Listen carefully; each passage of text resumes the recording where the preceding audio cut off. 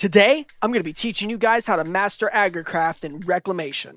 Before we get started, you got to make sure you progress through the first page of quests to unlock dirt so you can farm.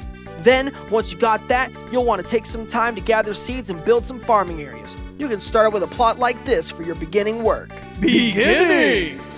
First things first, you gotta know what your crops can do and what makes them special. Their stats. Each seed, yes, each individual seed, has stats that change how they function, and you gotta know how that works. Growth! Growth determines how quickly the seeds become plants to harvest. Nifty.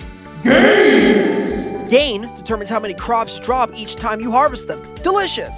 Strength! Strength determines how resistant they are to the environment and makes them easier to grow. Hardy. Fertility! Fertility determines how likely your plants are to crossbreed with other ones and form new hybrids. Delightful! Mutativity! Mutativity increases the chances of stats on crops rising. Fantastic! Once you become a master of these stats, you'll have so much fun spending hours going through all your different seeds. Wonderful! Now we gotta talk about how you actually get started. We'll use our starter plot here to show you how it works. First things first, you gotta make sure you have farmland. So smack a little guy with a hoe like this. That'll show you pay your dues. Next, you gotta get these bad boys called crop sticks. You make them with your sticks in your inventory. You're gonna need a lot of them. Now this next part gets real complicated based on what you're trying to grow and what you're trying to get.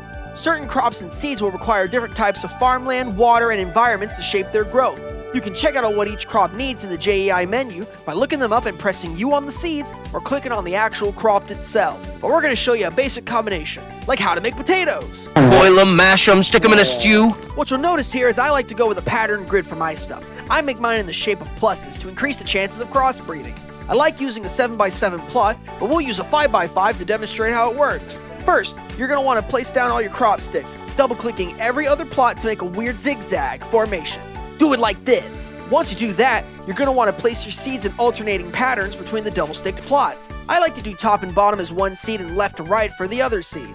Now we've planted all our seeds, we left these double-clicked plots open. These spots are where the potatoes will have a chance to spawn based on the fertility of your seeds. Fertilize, my children. Now we gotta wait for all our crops to grow and see what happens. Now this is important. Do not harvest your crops. No matter what, leave them fully grown. If you want to harvest them, you gotta wait for them to grow again. If they're grown, they'll keep crossbreeding if there is an empty plot to do so. Now, you'll notice some of the plots we set up have wheat or wolfsbane and not the potatoes. So we want to break those down and replace our sticks in the double-clicked pattern. You stupid seeds, grow how I want you to! But if you got lucky, you might just notice a crop that wasn't there before. Potatoes! And that's how you get stuff to crossbreed. And you can keep crossbreeding as long as you keep replacing the crop sticks and not harvesting the plants. Congrats, farmer! You've learned how to beat Agricraft! Hooray! Now get into the JEI menu, look at what you need next, and just keep doing your best. You'll get it in no time. And that's how